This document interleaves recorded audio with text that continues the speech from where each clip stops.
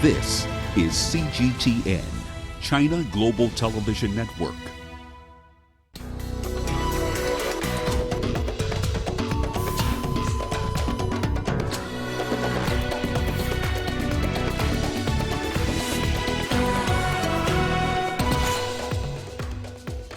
Peace, security and trade, top agenda at the inaugural Russia-Africa Summit.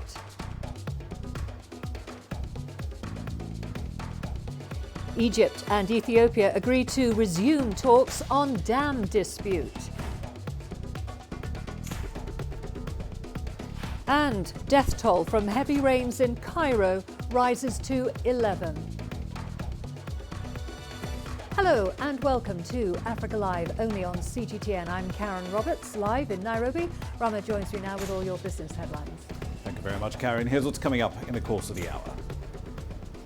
Zimbabwe has threatened to cut off mines, farms and other users who owe it more than $77 million. And social entrepreneurs from all over the world are demanding much more accommodative policy from their governments. We'll explore why from the conference in Ethiopia a little later in the hour. For now, though, let's start with the latest in current affairs with Karen. Thank you very much, Rama. Russian President Vladimir Putin has hosted dozens of African heads of state for a summit aimed at boosting Russia's influence on the continent. CGTN's Alexandria Majala reports. These two Tupolev strategic bombers arrived in South Africa on a training mission on Wednesday, coinciding with Russian President Vladimir Putin hosting dozens of African heads of state for a flagship summit. Speaking in the southern Russian resort of Sochi, Putin said he's keen on scaling up trade with Africa and has written off up to $20 billion of African debt. Russia is one of the top 10 largest suppliers of food to the African market. We export more agricultural products to the markets of third world countries than weapons. Weapons amount to around $15 billion, while I think agricultural supplies make up about $25 billion. So, we have good growth potential. There is something to talk about. Before the event, he accused Western governments of intimidating African nations while exploiting their resources. He said Russia is ready to offer help without political or other considerations. Among the meetings in Sochi, Putin sat down with Nigerian President Muhammadu Buhari and more than a dozen senior officials in what turned out to be a male-only affair. Hardly any lady here, ladies and gentlemen. Russian media says a deal has been signed to supply Nigeria with 12 Russian-made attack helicopters. Putin also congratulated Ethiopian President Abiy Ahmed on his recent Nobel Peace Prize win. Russia's state nuclear company Rosatom is reportedly in talks with Ethiopia to build a nuclear power station there. But Putin is starting from a low base. The European Union, China, India, the United States and the United Arab Emirates are Africa's top trading partners. Alexandria Majala for CGTN. Well, let's get you more on this from CGTN's Julia Chapman in Sochi for us. Julia, peace, security and trade have all dominated discussions there. Can you give us more details on today's plenary sessions? Well, we did see a $5 billion trade a commitment from Russia and the African countries aimed at giving Russia industry more access to African nations. But that was about all that we saw in terms of concrete deliverables as the result of this summit. Most of what we'd been hearing for the last couple of days has been reaffirming commitments to work together to increase trade and cooperation, but little in the way of actual pledges. And so at the end of this summit, I think the main takeaway really is that Russia is trying to support African nations, trying to invest more in many African countries in a number of spheres. Of course, in agriculture is one of the major ones, defense, as well as in infrastructure. Those are some of the things that we've been hearing from President Vladimir Putin as he's been meeting on the sidelines of this event with a number of different African leaders. You said the details were a bit thin there. Tell us a bit more about the major deals that have been announced at this event.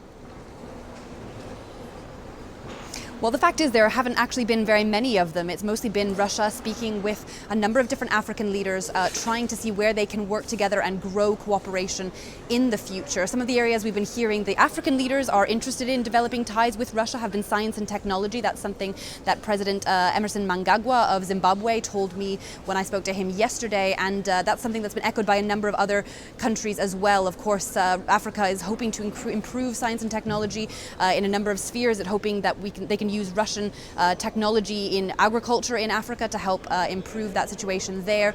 But the actual deals that were signed, there were a few of them, but they were very, very thin on the ground. Okay, thank you very much for that update. That was Julia Chapman there in Sochi for us following the first Africa-Russia summit. Moving on to other news now, Egypt and Ethiopia have agreed to resume talks on the sharing of Africa's longest river. An Egyptian government spokesperson says leaders of the two nations will revive the work by a technical committee trying to agree on the operating terms of the Grand Ethiopian Renaissance Dam. The technical team had earlier failed to produce an agreement after years of talks. This prompted calls for an external mediator. The dispute stems from a hydropower dam that is currently under construction on Ethiopia's Blue Nile. Ethiopia is expected to start filling the reservoir behind it next year. However, Egypt maintains that this will affect water levels in the Nile and have an economic impact on the country. Well, for more on this, we are now joined by CGTN's Coletta Wanjohi in Addis Ababa and Adel El Marouhi in Cairo for us. Let's start with you, Adel. From the Egyptian side, what came out of the talks in Sochi? Well, from the Egyptian side, it seems that the meeting between Egyptian President Abdel Fattah el-Sisi and Prime Minister Abiy Ahmed was quite warm.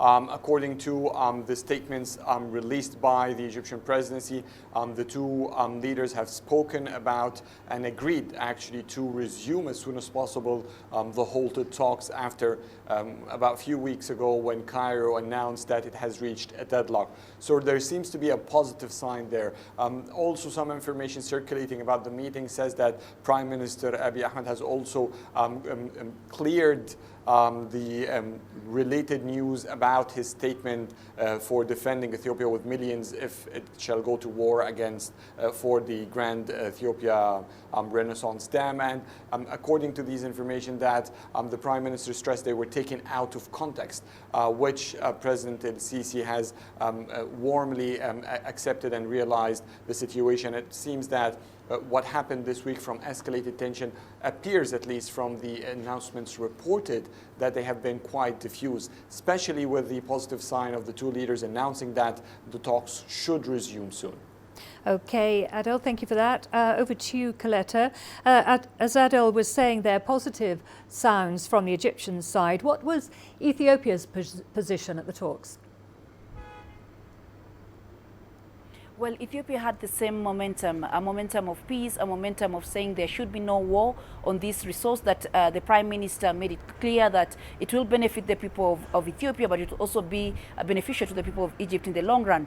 And during the meeting, we understand from the Ethiopian news agency that the Prime Minister did not steer away from the fact that Ethiopia will continue building the dam because it needs it for its economic benefits. But the Prime Minister was also quick to say that the technical committee that was formed between Ethiopia, Egypt and Sudan should be allowed to continue. And despite the fact that political talks may continue on different avenues, the technical committee is what will be upheld, the decisions that will be done there, because this is a technical issue and it should not be taken as a political one. So Ethiopia has also said that it has also encouraged Egypt to look at beyond just the dam and look at long-term issues. For example, the Prime Minister, according to the news agency, said that there could be efforts between Ethiopia and Egypt to plant trees that would attract rain and all that. So it has been a mutual, what the Ethiopia has called a win-win discussion, but one that has seen Ethiopia standing strong on the fact that it will not stop operation of the dam and constructing it. Okay, thank you, Coletta. Back to you, Adele. Where does this leave the proposal by the United States to host talks with Sudan, Ethiopia and Egypt? Is Egypt going to follow through with the talks? The United States has actually started to send invitations for the three countries, according to a statement from the Egyptian government, which stressed that it has accepted already the invitation from Washington, D.C. for a foreign ministers meeting between the three countries, which appears to be the first official approach to have maybe a mediating effort among the three countries. So what happened today doesn't really put that aside. The invitation is already out there from Washington, and Egypt has accepted it. We're still waiting to see if there will be a confirmation from Ethiopia and Sudan as well. But in any case, this should be going in parallel to the agreed upon resumption of talks that both leaders have stated it will take place as soon as possible. And direct talks is usually the best way. But there are still some fears that the negotiations could once again go in circles and become elongated while the construction in the dam, while the filling of the reservoir will be approaching a time where there can be no going back. And this is what Egypt fears the most. So whenever they're meeting, there should be some sort of guarantees and very strict timeline to explain exactly what will be decided when, so that at least Egypt would be comforted that a solution is coming within an acceptable time frame. Okay, thank you for that, Adele. Back to you, Coletta. Addis Ababa has previously rejected bringing in a mediator to resolve the dispute. Do we know if Ethiopia will accept the invitation by the US? Well, if we go by what Ethiopia has been saying over the years, over the past 8 years, it does not need an external mediator, because it has been saying that this is a technical issue that can be solved by the three parties that are going to benefit from the dam or that are affected by River Nile, and that's Sudan, Egypt, and Ethiopia. So moving forward, it will be interesting to see if Ethiopia will accept a non-African to begin with as a mediator, and a mediator in the first place also, because Ethiopia has said that this is a pride for the nation. It is something that it's going to go through with. It has already done its technical research, and it stands by its technical research. And having Egypt and Sudan on board is just to justify and also to accept their contribution as far as the technical aspects are concerned. So we might not see Ethiopia accepting Washington to mediate into this whole thing. Then secondly, let's look at the fact that the Prime Minister Abiy Ahmed has just been awarded the Nobel Peace Prize for being a leader within Africa, trying to help other African nations to solve their issues. So we don't know if he would accept a non-African to come and solve his own problem with another African country. And also the fact that Egypt is the chairperson of the African Union, then we would expect Egypt to look for solutions within Africa, look for African solutions to the African problem, because these are 2 or 3 African nations. So it will be interesting, but so far Ethiopia has said before that it does not want Washington to mediate, and it will be interesting to see if they will really accept this, but highly unlikely. Okay, thank you very much for that. That was Coletta Wanjoy there for us in Addis Ababa, and earlier, of course, Adel El Makhrouhi in Cairo on the talks, the resumption of talks trying to settle the dispute over the Grand Ethiopian Renaissance Dam. Moving on to other news now. UK Prime Minister Boris Johnson says he'll give lawmakers more time to study his Brexit deal on condition that they agree to a general election on the 12th of December. In a letter to main opposition leader Jeremy Corbyn, Johnson further stated that if there is support to his election plan, then Parliament could be dissolved on the 6th of November. The UK leader insists that should he win a majority in an election, he will ratify a withdrawal deal agreed with Brussels earlier this month. Now to Botswana, where vote counting is underway for the country's 12th general election. The main opposition party, the Umbrella for Democratic Change, has raised concerns over irregularities, saying Botswana's elections are under threat. But the Independent Electoral Commission remains confident that they will deliver a credible election result. The IEC's chief PR officer says they have not received any official appeals as yet. Results are expected as early as Thursday evening.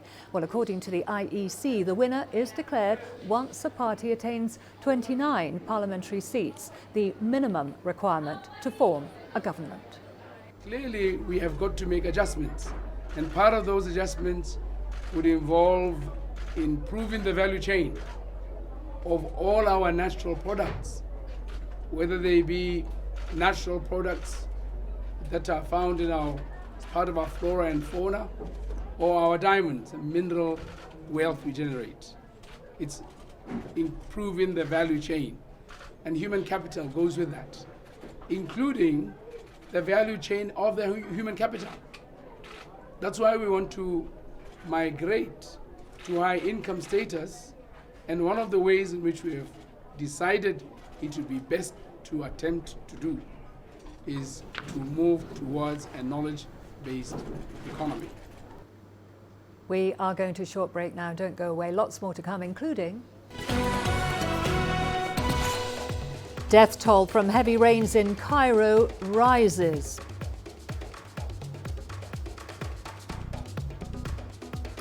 And a literary programme in Kenya provides free tuition for primary school pupils in city slums. Images may appear to be identical, but looks can be deceiving. The difference is not always obvious. It has to be discovered. There are always different sides to a story. We put the focus on the details. To see more, to understand better. CGTN. See the difference.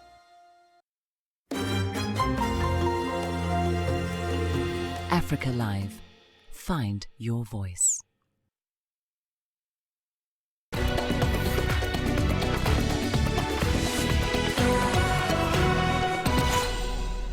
To Egypt now, where at least 11 people have died since heavy rains began in Egypt's capital, Cairo, 2 days ago. This is according to local authorities. Most of the victims, including children, were electrocuted by power cables submerged in the floodwaters. The rains, which started on Tuesday, have caused enormous traffic jams and paralysed learning across the greater Cairo area.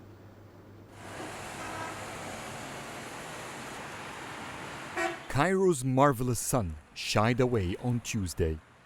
Dark clouds sieged the Egyptian capital, pouring heavy rains. Within minutes, the city's streets were gradually sinking. Yes, we have predicted there will be showers and we've warned the authorities about it. However, all the rain fell in a very short time. The volume of rains falling by far surpassed all sewage and drainage systems we have. Moreover, this happened during the rush hour, which has hindered our forces to intervene in pumping water. Throughout the year, Cairo rarely sees rain. So the city has not been built to drain rainwater, and when it pours, the capital drowns. Cairo has risen its state of alert, pushing all its machinery and manpower to pump water off the streets. Some roads have been entirely blocked. Usually residents here like rain. Not this time. The weather has forced the government to shut down schools and universities. I don't follow the weather forecast that much, although it affects our lives greatly and can save us from getting sick. When the forecast is not so accurate several times, you lose interest. It will be great if the forecast is always accurate or close to reality.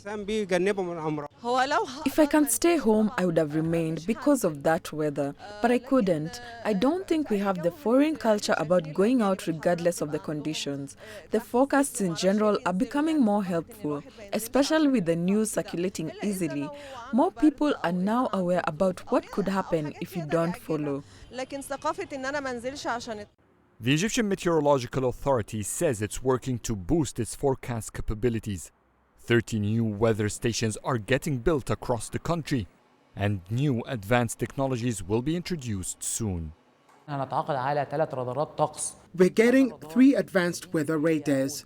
They can tell us how much precipitable water is in it, and at what time exactly will it rain and in which city.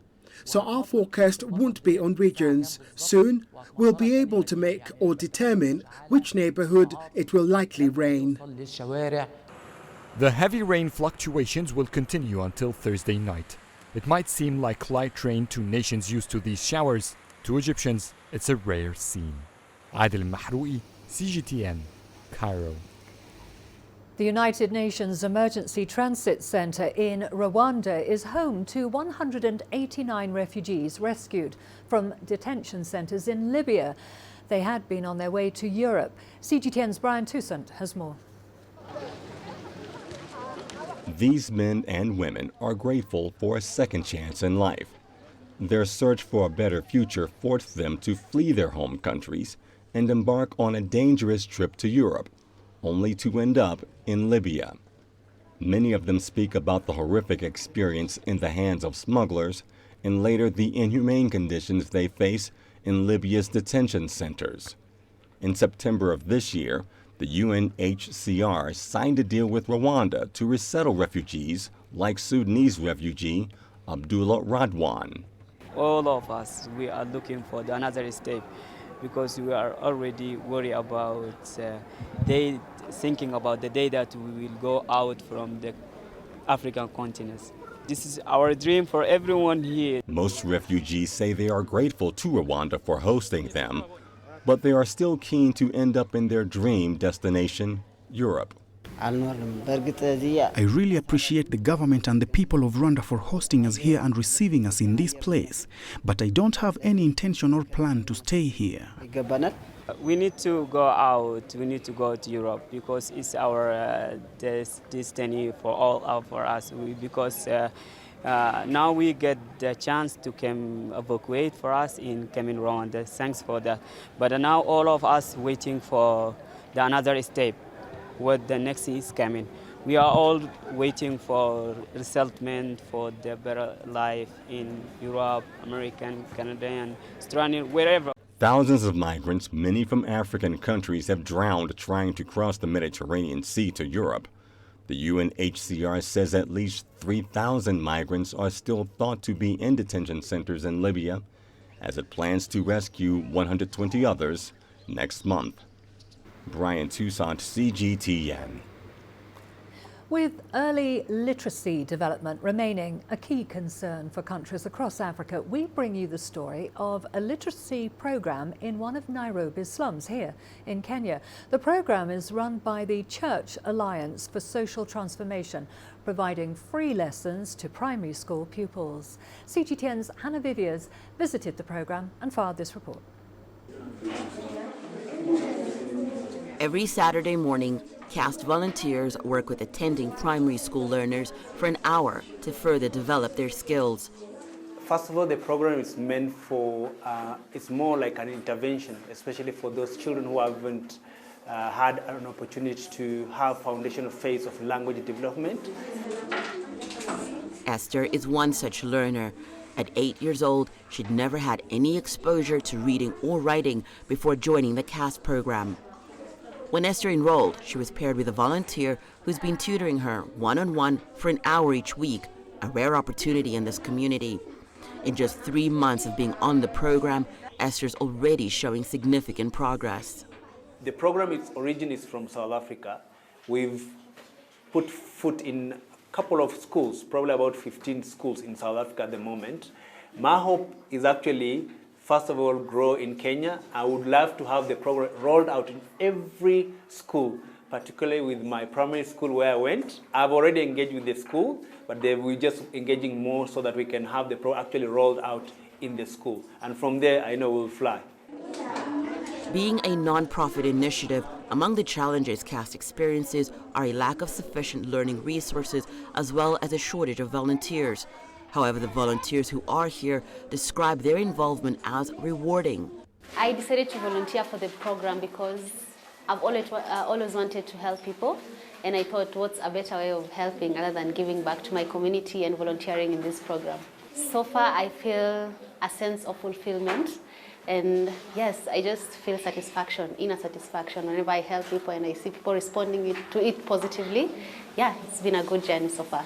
the time we started the program, they were a little bit shy and afraid, and even writing, they would hide their books. But now with time, they have gained that courage to speak to you, to ask questions, and to write without being shy and hiding from each other.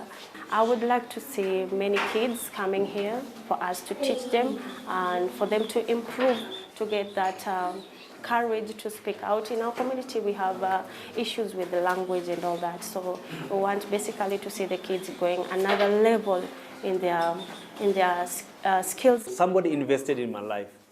And one of the things you can do in our generation today, one of the best gifts you can give a child is actually the key of education, being able to read and write and all those things. If you don't have the ability to read and write, it's almost like you're a blind person walking blind. We want a generation where everybody is able to read and write and be confident to express themselves. While early literacy development remains a challenge across Africa, this vital skill continues to be touted by various thought leaders, including organizations like the African Union, as key to the continent's economic development. In 2017, the World Bank published a report that discussed how one generation's education could make or break the next generation's success. It is Joseph's hope that their work at CAST would break generational poverty through education. This is the community that Joseph Bode grew up in, and he says one of the reasons he remains passionate about education is because education was key at elevating him out of the poverty that he faced as a child. I'm Hannah Vivier for CGTN in Huruma, Nairobi, Kenya. A heritage site in a South African township was once a haven for criminals, but it's been transformed into a community centre with a camping site and a botanical garden. The site is also making an important contribution to the study of indigenous plants used for traditional medicine. CGTN's Julie Shear now reports. Ephraim Mabena's love for the Mahalis Mountain in Pretoria's Mamelodi township began when he was an activist during apartheid. We hide our weapons there, and sometimes we use tools when we run away from the security branch or the police. We'll hide ourselves there, or when we plan things political in terms of what we're going to do tomorrow, we'll always use the area there. After 1994, the area became a hideout for car thieves and a hunting ground for rapists and murderers. We would play here. It was a very dangerous, very hazardous site, so not really monitored by anyone, not even the municipality. In fact, the municipality knew about it being a dumping site, but they didn't do anything. Unable to watch the decay, Mabena and his family cleaned up the area and turned it into a heritage centre. This is the closest thing we have to some sort of a break from the traffic that happens in the township. It's loud and we love it as it is, but I think it's really dope that we have this small space to come and get away, even if it's just for a weekend, to regroup and recharge. The experience has been great. It's just a difference of the global position here. We're a bit next to town. You can hear the hooters and everything, but nicely supplemented by the natural environment that is here. But yeah, it's really nice. The site also has an indigenous garden which has scooped up awards for its research into plants and herbs. We're trying to reproduce these plants and make sure that when people in future they want these plants, they can now come and buy, from us before they're getting extinct. My dream is to make sure that the place itself, it becomes a tourist attraction. Many townships in South Africa are endowed with rivers and mountains, but are often neglected and under threat from global warming. Mabena hopes the Heritage Trust will inspire others to preserve their natural assets and uplift their communities. Julie Shara, CGTN, Mutong, South Africa. Well, now it's time for all the business news with Rama. Thank you very much, Karen. Here's what's coming up in business. Zimbabwe's utilities threaten to cut off mines, farms and other users who owe it over $17 million. And social entrepreneurs from all over the world are demanding more accommodative policies from their governments. We'll explore why next.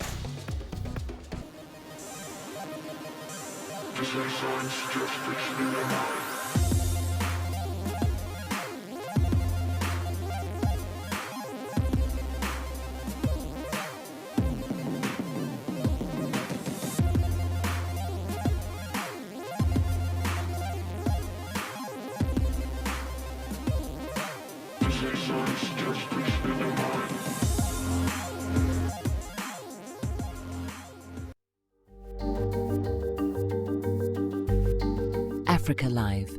Find your voice. Welcome back. Let's head over to Zimbabwe. The country's electricity transmission and distribution company is struggling to cope with a combination of drought and aging equipment in its network. The state-owned electricity distributor now says it will disconnect mines, farms and other users as it looks to recover $77 million in unpaid bills. The Southern African nation is experiencing daily power cuts, often lasting up to 18 hours, after severe drought reduced water levels at the country's largest hydroelectric power plant. Its effective generation capacity, at some 688 megawatts, is less than half of peak demand. Earlier this month, Zimbabwe did hike its average electricity price by 320%. At the time, authorities said the price hike was needed to raise capital in order to enhance power supplies. But the move angered consumers who are suffering from the second highest inflation rates in the world amid Zimbabwe's worst economic crisis in a decade. Still on energy issues, the US has cut $190 million in funding for a support program for Ghana's electricity sector. That comes in the wake of Ghana's termination of a private ventures deal to operate the country's power distribution network. The foreign aid agency in question is the Millennium Challenge Corporation, MCC. It cut its grant outlay from $498 million. Now, the funds were intended to boost private investment under the Power Africa initiative. Ghana's government decided to cancel the 20-year concession due to what it described as unsatisfactory guarantees of payment. The remaining grants, however, worth just over $300 million, are still expected, however, to be disbursed. On to South Africa now. South African Airways and Comair have returned 40 of the 46 grounded planes back into service following clearance from flaws found at the South African Airways maintenance unit.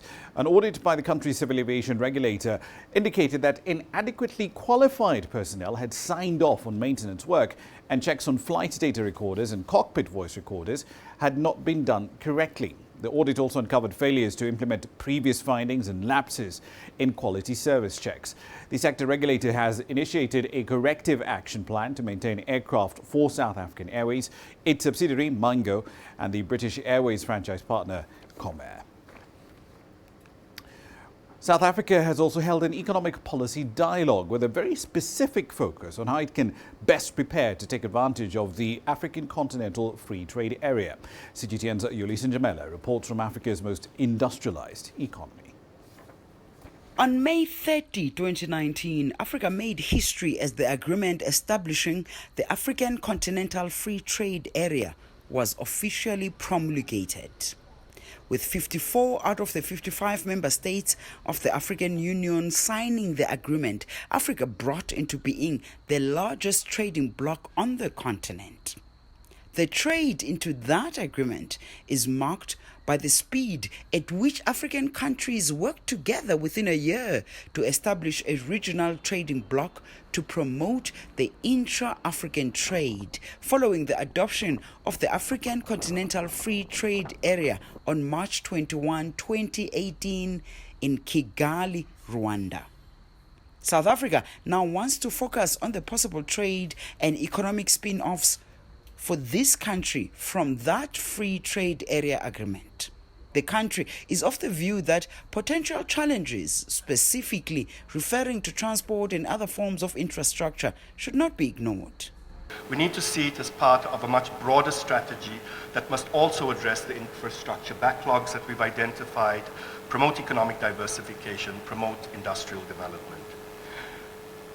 Beyond that, we have to also understand that the trade integration agenda needs to be adjusted, it needs to be calibrated to take into account the real concrete realities in Africa, given the fact that we are a very diverse continent, different levels of development, and confront similar but different real constraints. The agreement initially requires members to remove tariffs from 90% of goods, allowing free access to commodities, goods, and services from across the continent. The Free Trade Area Agreement will, amongst other things, scrap tariffs on imports between African countries. The promotion of regional integration is an important economic and political goal for South Africa's government. South Africa is already working to establish constructive partnerships with other African countries, and it's yielding positive results. South Africa's trade with Africa has been growing rapidly over the last 2 decades. And you'll see our exports have been rising phenomenally, growing to now take up to 30% of our total exports to the world now goes to Africa. You'll also see the quality of these exports is very high because it is job intensive. South Africa acknowledges that the Continental Free Trade Area promotes mutually beneficial economic relations that are based on the ideal of regional integration. Yudison Jamila for CGTN in Johannesburg, South Africa. The German Chancellor Angela Merkel has praised a Kenyan social entrepreneur, Juliana Rotich, for her contribution to the digital revolution in Africa. Rotich is the co-founder of the software project Ushahidi, essentially Swahili for Witness, which has revolutionized the flow of information as an open source platform. Its users can upload events and incidents that then help them locate them chronologically and geographically on a map that just about anyone can see as long as you have an internet connection. It has since then evolved into a much broader tech platform following its introduction as a channel to monitor Kenya's elections. Juliana Rotich has also founded yet another project, BRIC in this case. It offers internet connections in low infrastructure environments. Their main product is a battery-operated modem, pretty robust one that can run for up to 8 hours without access to power. The idea behind Ushahidi, when we started it over 10 years ago, was to provide a channel, a way for people to report and to say where they are and what it is they see. The word Ushahidi means witness or to bear witness. So it evolved into a technology platform that was instrumental in helping people to organize around elections. To have some public accountability of election processes from Zambia to Panama to Mexico and many other countries. Liebe Frau Rotich, Sie haben herausragendes. Dear Mrs. Rotich, you have shown an outstanding civil and political intuition and an entrepreneurial gift, especially regarding digital advancements in Africa. We still have to do a lot, but inspiration is offered by role models like you. Your success also gives many other women courage. You have shown just how much one can achieve with good ideas and determination, economically, societally, and beyond the borders of your own country. Social entrepreneurs from all over the world are demanding more recognition and much more accommodative policy from their government. This is all taking place at an event in Addis Ababa, the Ethiopian capital. The 13th Social Enterprise World Forum brings together founders of at least 1,000 social organizations and projects. They're discussing how to develop businesses that offer much needed services which governments cannot always fully provide. CGTN's Koleto Njohi report from Addis Ababa. Jonathan Asrat started a leather company called Tibeb with his friends in 2015. His company employs less fortunate women to make these products. A woman can earn up to $100 per month. One, they get skill. Two, they get employment, either with us or with some other companies. Three, they get that self-empowerment team. Jonathan says he wants the company to grow to benefit even more people. He wants to get contacts for partnerships at the Social Enterprise World Forum being held in Addis Ababa. According to the British Council, in Ethiopia alone, there are over 55,000 social enterprises like Jonathan's. According to the World Bank, social entrepreneurship has emerged as a new development actor with the potential to help solve the service delivery gap. This is because governments are challenged by weak service infrastructure and a lack of resources. But even those who have been in it for years, like Kibret Abebe, say survival is still tough. He launched a private ambulance emergency service company in 2015, the first of its kind in Ethiopia. But Kibret says fast expansion is difficult because the government thinks he's just in business to make profit. When we say, social enterprise, we are not saying that we are compromising quality. We are not saying that, asking for pity. No, we provide, if you take my case, world-class service. We are ISO certified. We don't compromise on quality. But this is somebody's life. Like if he is not able to pay us, a younger guy, he may pay, he may be able to buy like 100 ambulances in the future, but he doesn't have any now in his pocket. Are we just let him to die? So the impact of social enterprise are not easily being seen. Gabrielle Disasa runs a restaurant called Temsalet in Addis Ababa.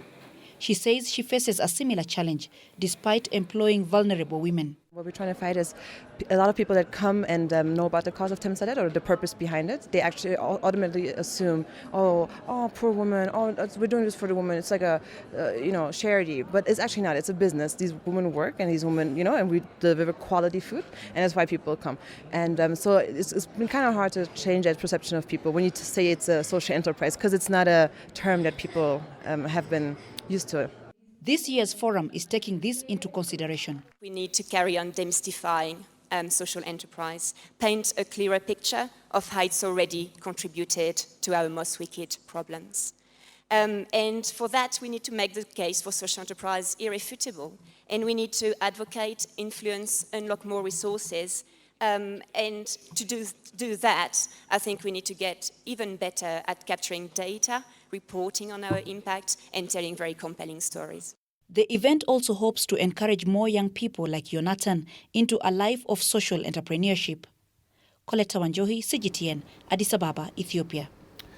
A fresh report from the World Bank says that China is among the world's top 10 most improved economies for ease of doing business. Take a look.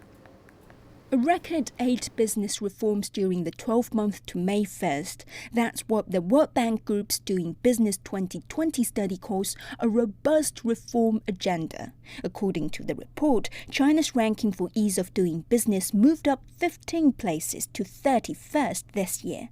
That placed it among the world's 10 most improved economies, along with others such as Saudi Arabia, Pakistan and India. This year, China introduced the foreign investment law and a negative list system. Plus, it recently issued regulations on optimizing the business environment. These moves will help improve the country's business environment. This is the second year in a row China has earned the recognition. It comes despite the bitter trade war with the United States, which is demanding reforms from Beijing to protect intellectual property and open its economy further to American businesses.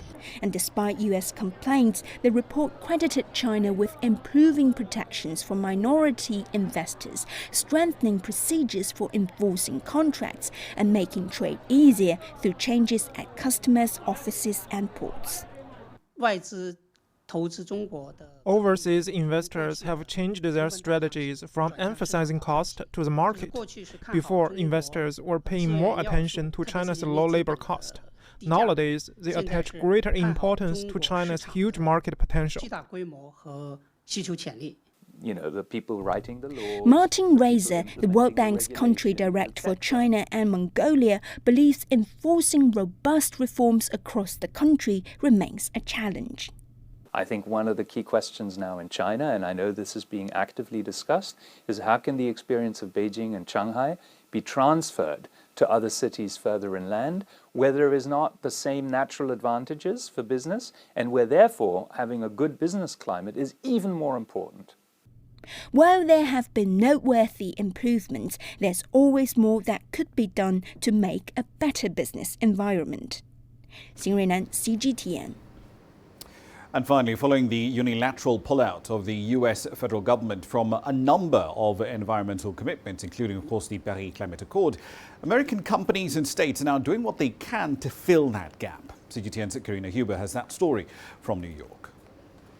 In September, Amazon pledged to do more to fight climate change, committing to reach net zero carbon emissions by 2040 and 100% renewables by 2030. In a statement, founder Jeff Bezos said, if a company with as much physical infrastructure as Amazon, which delivers more than 10 billion items a year, can meet the Paris Agreement 10 years early, then any company can. The move came as climate marches erupted around the world, led mainly by young people demanding more from their governments and companies. There's a lot of pressure on companies to become more sustainable, to think about their place in the world and think about how they contribute or not to things like climate change. A list called the Carbon Clean 200 aims to help consumers and investors better identify which publicly traded companies are leading the green way. It ranks firms based on the amount of their revenue that is coming up with solutions to fight climate change. Google's parent company, Alphabet, which makes the bulk of its money selling online ads, tops the list. That's mainly because the company is fully powered by renewable energy. Industrial companies dominate the list, but information technology firms also feature prominently. China has the most companies on the list. A lot of them are of the smaller nature, but there's some bigger ones too, like Lenovo is on there for making their energy efficient devices and computers and different types of internet hardware. BYD, which makes electric vehicles, is also on the list, as is Jinko Solar, one of the largest solar energy companies in the world. So you have a whole sort of raft of energy efficiency, renewable power, electric vehicle, and smart grid companies as well. Apple announced its achievement of 100% clean energy in April of 2018. Many other tech companies, including Microsoft, have vowed to get there too. Andrew Winston, who co-authored the book The Green to Gold, advises companies on how to become more sustainable. He says firms around the world are more attuned to the associated risks of climate change than ever before.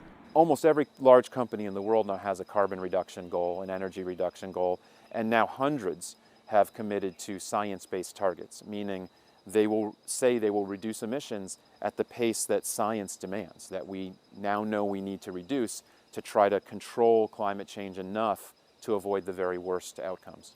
Karina Huber, CGTN, New York.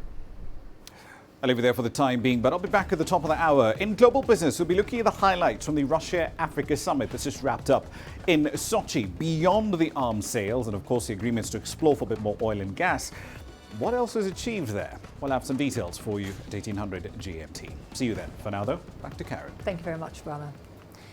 Well, we are going to a short break. Don't go away. Lots more to come, including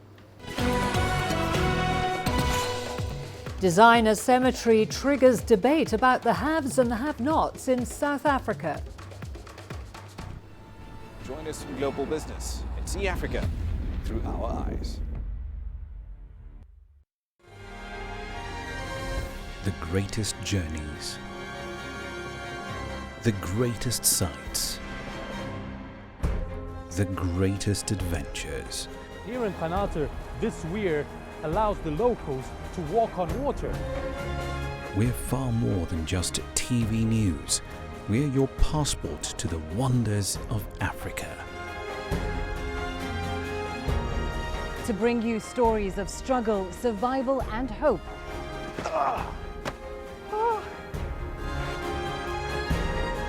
So let's explore.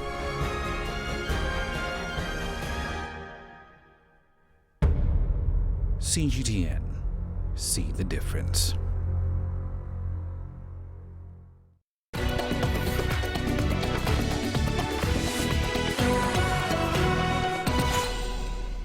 In South Africa, public cemeteries in major cities are quickly reaching capacity, with grave diggers reopening old plots each week to accommodate second burials. But one chain of private cemeteries is offering a luxury alternative for those who can afford it. CGTN's Daniela Pearson has more. Lawrence Pue buried his cousin here last month in Soweto, South Africa. Now he's back at the Nasrec Memorial Park Cemetery, this time to pick a resting place for himself. I decided to buy a plot here because recently, 2 months back, I buried my cousin here. So I fell in love with this place. So I decided that I want to be buried here as well. In South Africa, even cemeteries aren't exempt from crime. This is one of 5 owned by Calgro M3, which promises a well-maintained and well-protected space. Pue says he paid about $1,700 for his future plot. They do charge a lot, but at the end of the day, it's my wish. The death of a loved one can be a costly affair for the average South African. Households can spend up to a year's salary on a funeral, and an estimated 1/3 of the population takes out insurance for it. If you look at more affluent people in South Africa, they typically cremate. It's a people that theoretically a normal course shouldn't be able to afford this. They do afford this. Because this is such as I said, cultural and celebration of life, they would like to do the best for their loved ones that passed away. A plot at a public cemetery will cost around $200.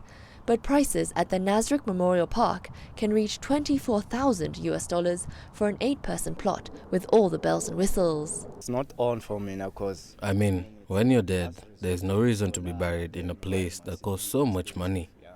I could have been enjoying that money while I was still alive. There's no need to Land and who owns it remains a sensitive and contested topic a quarter-century after apartheid.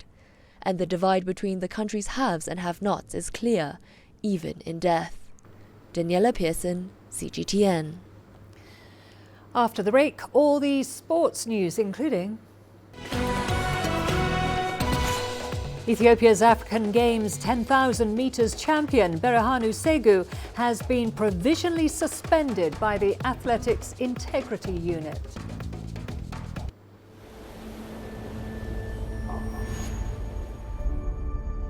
How would you create your legend?